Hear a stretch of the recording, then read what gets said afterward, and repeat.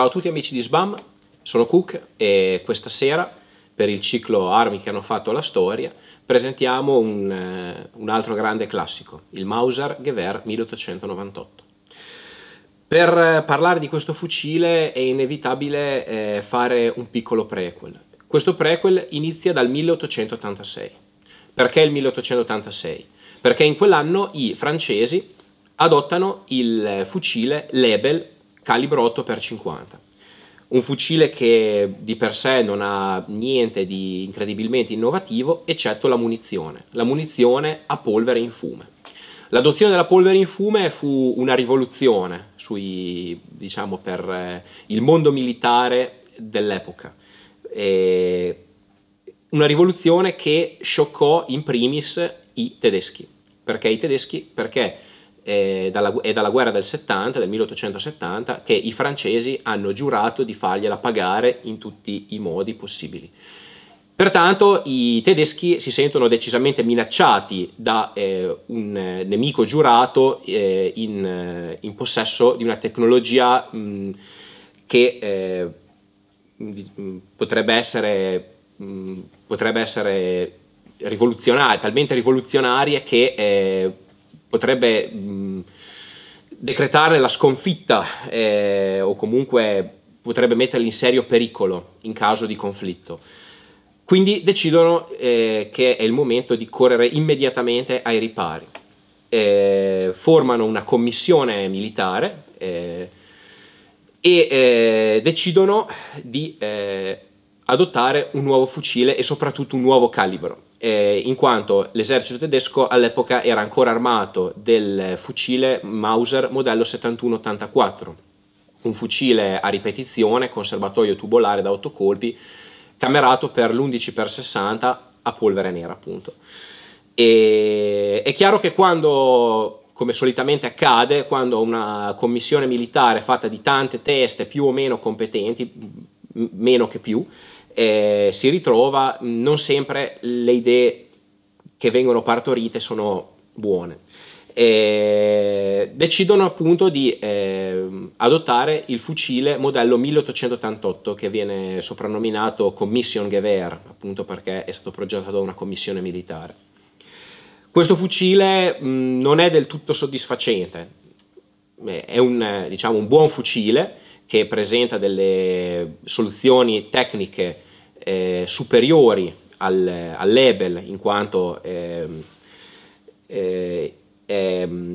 funziona con pacchetto caricatore tipo Mannlicher alla lastrina integrale da 5 colpi, quindi diciamo rispetto al caricatore tubolare è già un notevole passo avanti, e camera la munizione 8x57. È una munizione già più moderna di quella francese, che è ancora molto conica, è ancora una munizione di concetto molto vecchio. L'8x57 tedesco è invece una munizione molto più innovativa, quindi un bossolo più cilindrico, senza collarino, quindi già una munizione molto migliore per essere utilizzata in un caricatore a ripetizione tipo Mannlicher, o comunque con munizioni una in testa all'altra. Tuttavia il fucile non nasce proprio bene. I primi modelli avevano un sacco di problemi, avevano col fatto che erano stati prodotti di fretta e furia. I primi modelli tendevano ad avere problemi anche gravi con rotture e cedimenti.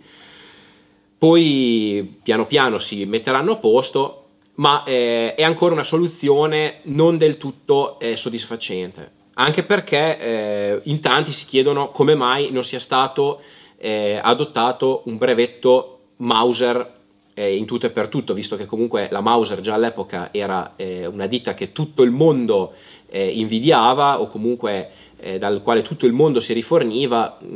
Molti si chiedevano come mai noi, che siamo la nazione che ha dato alla luce i fratelli Mauser, stiamo usando un fucile fatto di soluzioni un po' buttate là. Quindi nel 1898 finalmente l'esercito tedesco si decide ad adottare un brevetto Mauser in tutto e per tutto, e ne vengono fuori con questo fucile. Di questo fucile cosa possiamo dire intanto? Questo fucile usa l'azione 98, che per la prima volta venne impiegata su un'arma, su un fucile militare.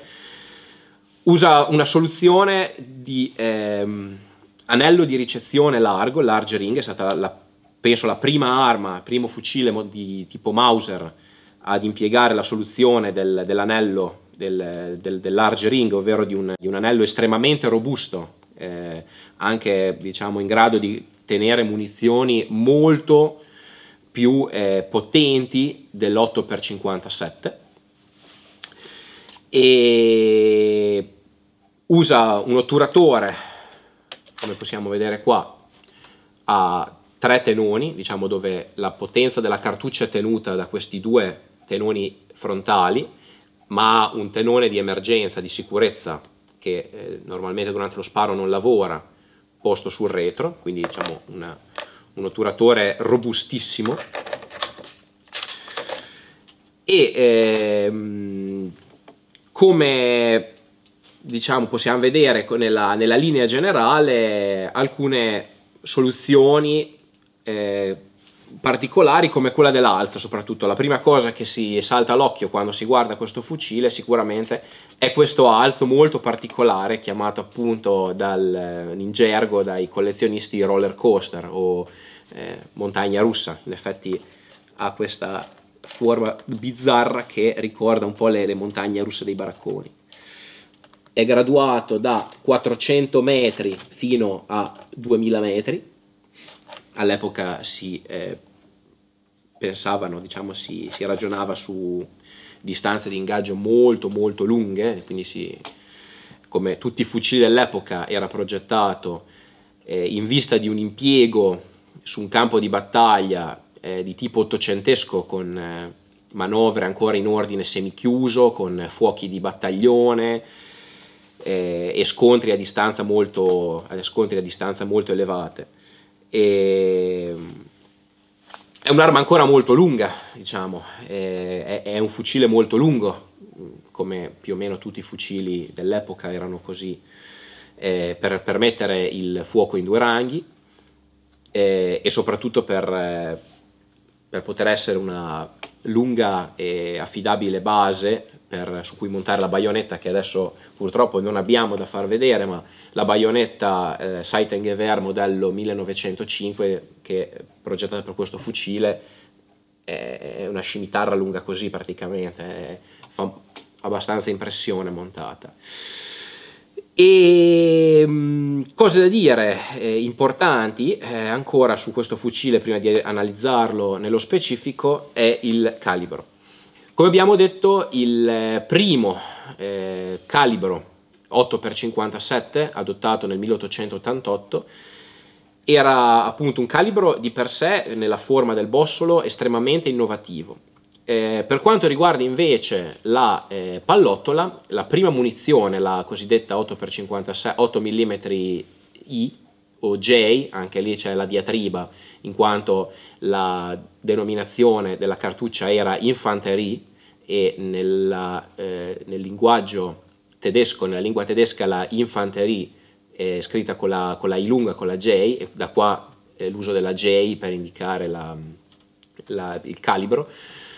La prima versione utilizzava una palla round nose, quindi una palla di forma arrotondata molto pesante, da 210 grani, pare 215 grani, una cosa pesantissima, che funzionava in massima misura per compressione, ovvero al momento dello sparo la palla si comprimeva, diciamo, sulle righe molto pronunciate inizialmente montate su questo calibro, e prendeva la rigatura.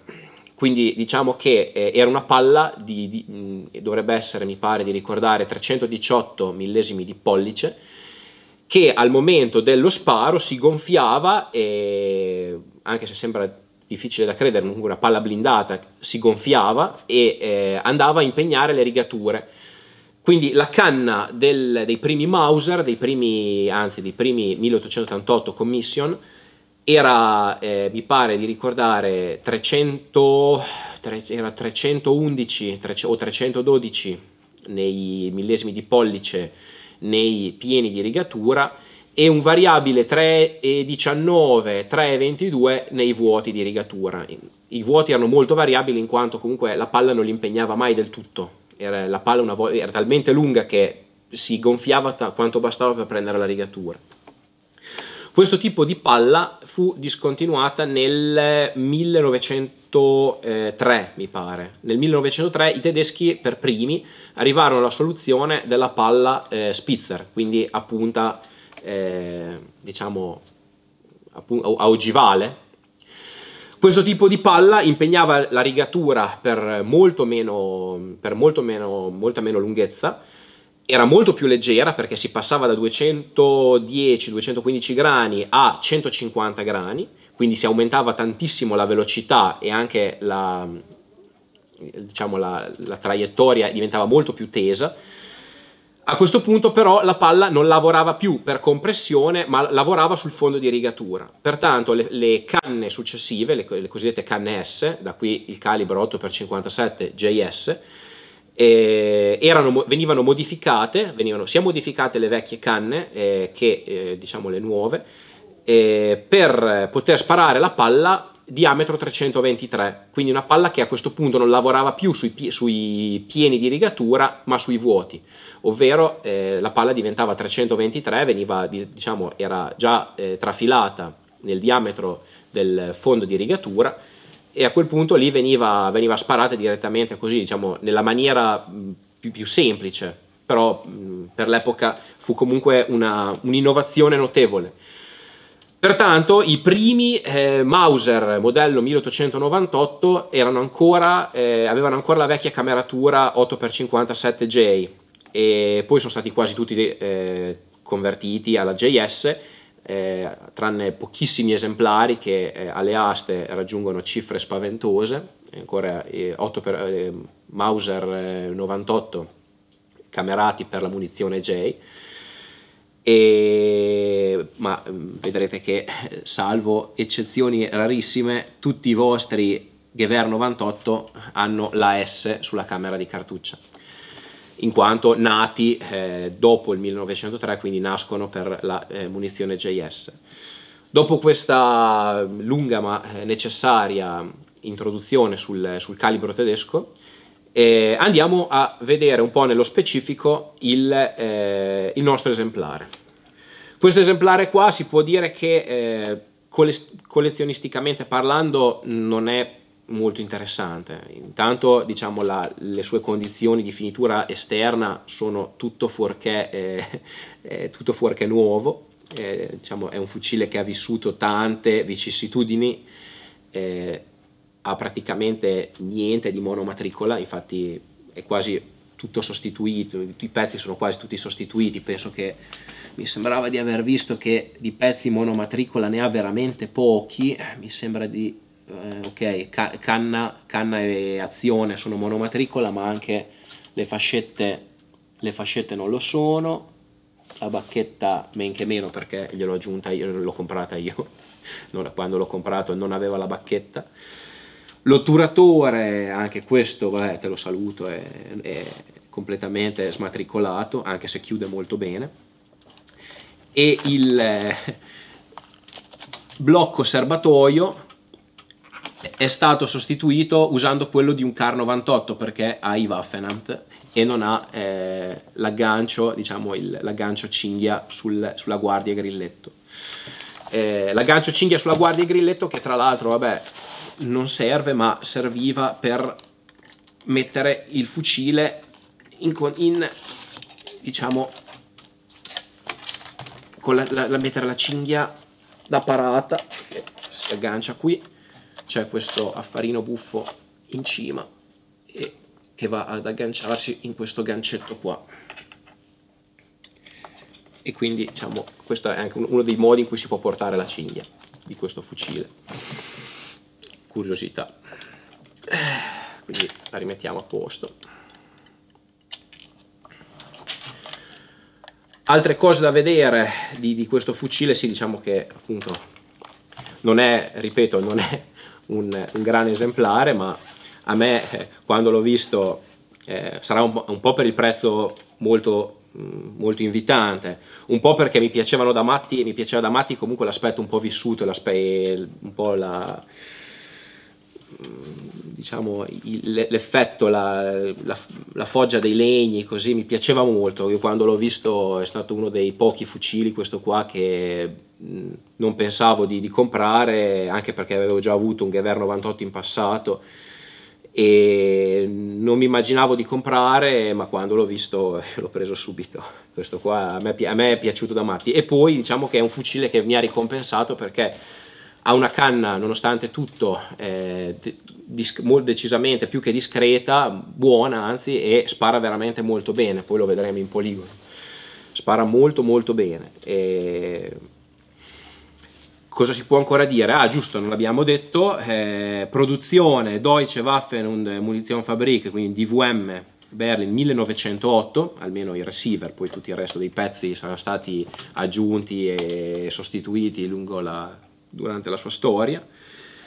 E cosa possiamo anche vedere? Intanto la cinghia, questa qua, vabbè, abbiamo già visto come funziona. La cinghia non è originale, è una replica, anche perché le cinghie di questo fucile originali valgono veramente tanti soldi, quindi questo si vede anche un po' la cinghia che non è originale. Il mirino, l'attacca di mira, diciamo sì, è la classica mira Mauser, seppur montata su questo impianto trabicoloso, è la classica mira Mauser a V, diciamo, quindi la tipica mira di tutti i Mauser, anche successivi Kar 98, quindi rispetto a un Kar 98 magari è un pelo più preciso, non tanto perché la canna sia più lunga, ma soprattutto perché è una linea di mira un po' più lunga, quindi si fa un po' meglio a prendere la mira. Il rinculo, essendo un'arma un po' più pesante, un po' più lunga, ne risulta attenuato. E per quanto riguarda il munizionamento, queste qua sono cartucce che abbiamo ricaricato noi, montati in lastrine da 5, quindi quella classica lastrina e stripper clip tipo Mauser, che si metteva nella sua guida qui e poi si spingevano nel serbatoio. Adesso non lo faccio, non le carico perché queste sono munizioni live, sono cariche, quindi facciamole giusto vedere. Come dicevamo, la palla su cui questo fucile era tarato era una palla da 150 grani, con un profilo non rastremato alla base, quindi flat base. Detto questo, questo fucile qua spara benissimo le palle da 198, cioè comunque 200 grani, che sono quelle un po' più reperibili. Anche queste qua sono Salier Bellot, che costano 20 euro a scatola. Diciamo, quelle più simili al profilo originale sono le Sierra Soft Point da 150 grani, che hanno un profilo uguale, identico a quelle progettate con cui questo fucile, diciamo, era caricato, ma costano decisamente tanto, quindi non hai dei gran vantaggi in precisione usare quelli, anche perché una cosa da ricordare: questi fucili qua, avendo l'alzo base a 400 metri, nel 90% dei casi vi tireranno altissimi, quindi di solito per sparare a 100 metri senza diventare matti a sparare, a mirare mezzo metro sotto al bersaglio, in genere ci si monta un mirino alto che si trovano in commercio. Questo qua si vede l'aveva già sostituito, o non so se l'avranno sostituito, sì, l'avrà cambiato qualcuno, immagino, perché comunque tira già bene, tira già giusto per i 100 metri. Sì, quindi altre cose da dire, vabbè, azione Mauser 98, quindi abbiamo la sua sicura in 3 posizioni, quindi sicura in posizione intermedia, fucile in sicura, ma poi con possibilità di muovere l'otturatore, e sicura totale con anche manetta bloccata. Ripeto, è un fucile molto piacevole da sparare, mi piace molto spararci anche perché ha un gran bello scatto, sei sul sarà 1,8 kg, 1,9 kg, quindi uno scatto molto gradevole. Cose da dire, ecco, questo qua è la calciatura, questa qua è una calciatura di secondo tipo. I primi Gewehr 98, al posto di questo disco qua, che poi è il foro passante usato per smontare il percussore, i primi Gewehr 98 al posto di questo disco avevano il dischetto di reparto, tipo gli Enfield, avevano un disco dove veniva registrato alcune informazioni sul reparto. Altri spesso ogni tanto ne ho visti anche con le indicazioni di reparto scritte sulla fascetta, come si faceva nei vecchi Gewehr 88, anche se con la prima guerra mondiale in genere in guerra si tendeva a evitare di scrivere indicazioni di reparto sui fucili per diciamo, rendere un po' meno facile il compito all'intelligence avversaria. A questo punto direi che abbiamo detto praticamente tutto. Ripeto, non c'era tantissimo da dire e direi che possiamo rimandarci tranquillamente alla prova a fuoco di questo bel fucile. Grazie a tutti dell'attenzione, ricordate di seguire la nostra pagina, mettete un bel mi piace e seguiteci su Facebook, su Instagram, dappertutto, cercate Sbam è ovunque. E buona serata e ci vediamo alla prova di tiro.